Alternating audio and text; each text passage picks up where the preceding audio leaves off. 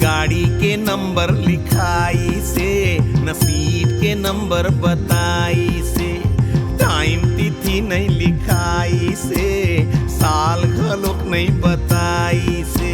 ना गाड़ी के नंबर लिखाई से, न सीट के नंबर बताई से, टाइम तिथि नहीं लिखाई से, साल घलोक नहीं बताई से।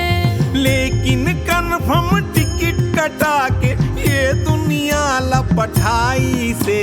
जाना कंफर्म है भाई। न गाड़ी के नंबर लिखाई से, न सीट के नंबर बताई से।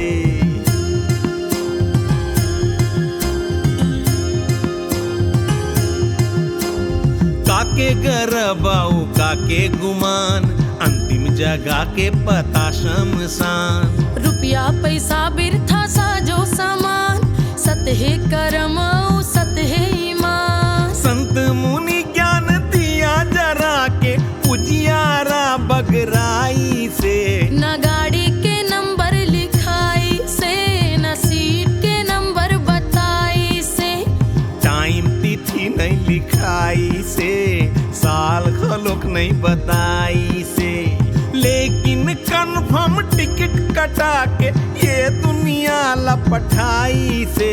जाना कंफर्म है भाई। न गाड़ी के नंबर लिखाई से, न सीट के नंबर बताई से। संत के दोहा अमृत वरदान, बाबा कहे मन खे समान। माता पिता गुरु महिमाला जान, सत प्रेम पथ मिथ्याभिमान। ज्ञानी ध्यानी सत रास्ता बता के, घेरी बेरी समझाई से। ना गाड़ी के नंबर लिखाई से, न सीट के नंबर बताई से, टाइम तिथि नहीं लिखाई से, साल घलोक नहीं बताई से। लेकिन कन्फर्म टिकट कटा के ये दुनिया लपटाई से। जाना कन्फर्म है भाई। न गाड़ी के नंबर लिखाई से, न सीट के नंबर बताई से।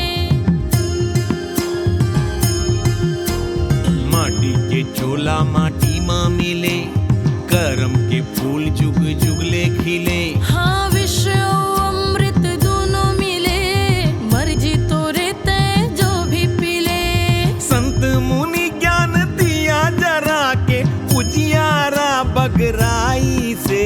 न गाड़ी के नंबर लिखाई से, न सीट के नंबर बताई से, टाइम तिथि नहीं लिखाई से, साल घलोक नहीं बताई से। लेकिन कन्फर्म टिकट कटा के ये दुनिया लपटाई से।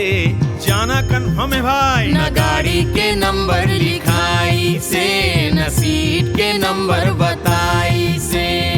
जाना कन्फर्म है भाई।